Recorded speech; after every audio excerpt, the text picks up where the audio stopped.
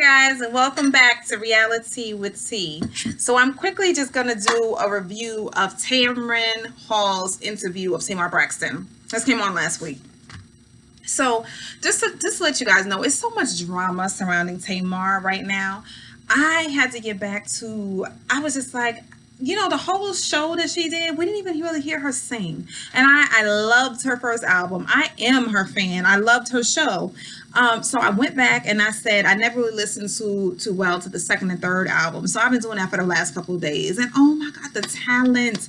Y'all, she is so talented. Check out Calling All Lovers and something about Songs of a Bluebird, something like that. But either way, oh my God, both albums were amazing. And she has some jams on there. She's singing real R&B. She gets some high notes. Like, she is so talented. And I wish that she would just leave all this fame, social media fame stuff alone and the drama and just get back to her gift, which is singing. And I wish her family could come back together. The one thing I loved about the show was when they would get together and start making up songs and just singing on the spot, and then they're doing harmonies and they already know who's high, who's low, and who's this and that. And if they were to get back to that, I think that's their happy. That's where they really shine. That is their blessing.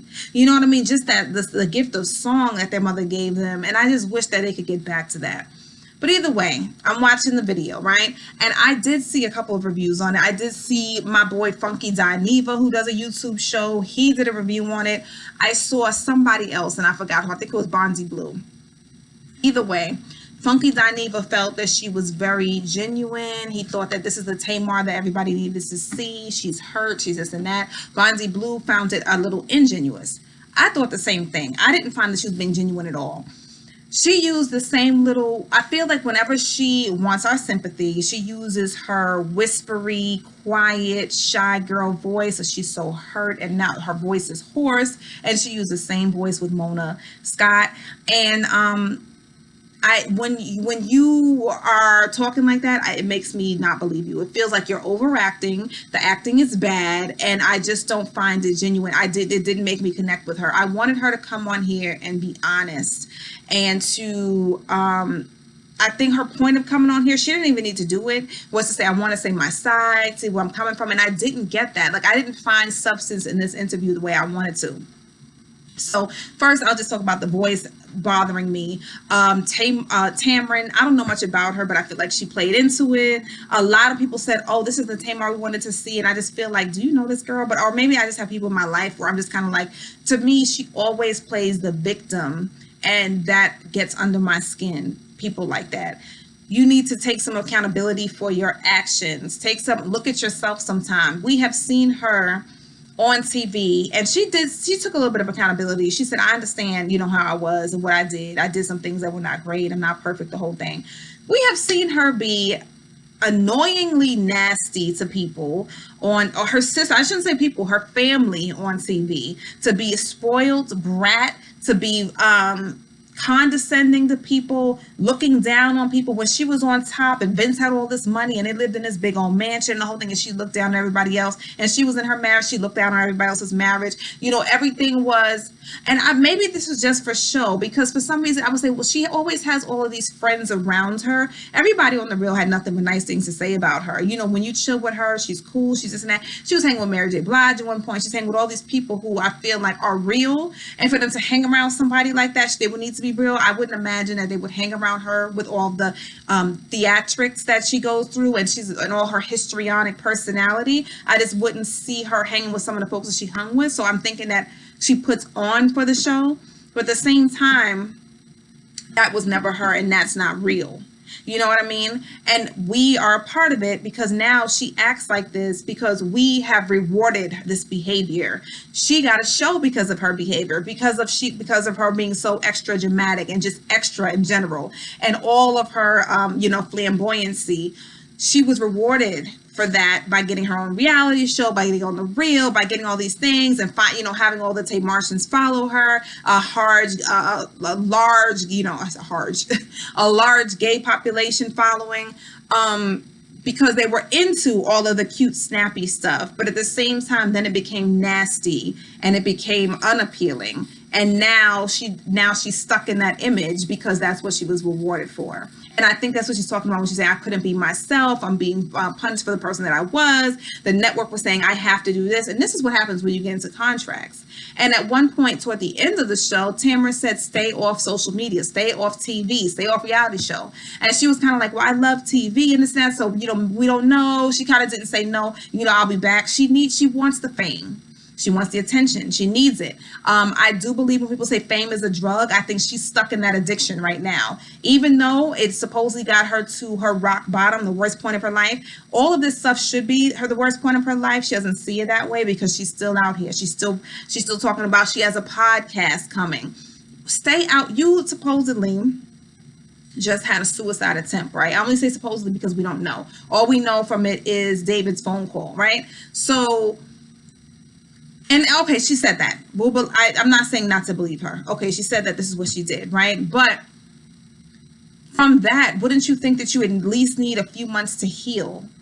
You are now going on like a tour again. You know what I mean? You're talking in the social media. You're doing an interview. You're doing this and that. You know what I mean? We're seeing a lot of you. And after that, that's something you need to heal from. I like that she's in therapy every day.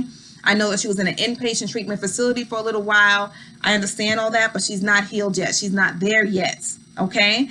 I wanted her to be honest. She gets on the TV show talking about she was a domestic violence survivor in the past and David was not that. And she defended him. Remember, she just defended him against Tony. And she said he was an amazing boyfriend. He was my best friend, Logan's best friend, a stepdad.